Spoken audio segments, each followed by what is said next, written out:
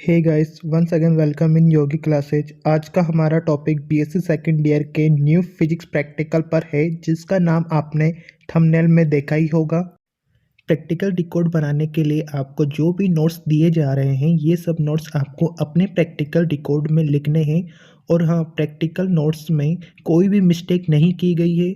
और अगर आपको लगे कि कहीं डाउट है तो आप कमेंट सेक्शन में बता सकते हैं और आपके डाउट को बेफिक्र होकर सॉल्व किया जाएगा और आपको तुरंत जवाब दिया जाएगा। तो शुरू करते हैं आज की वीडियो।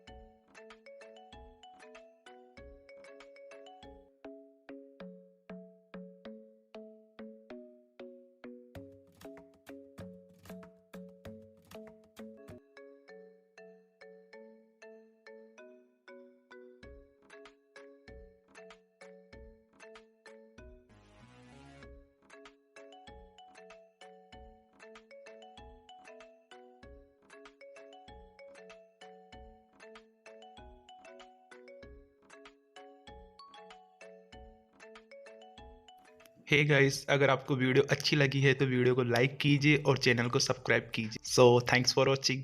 Bye, take care.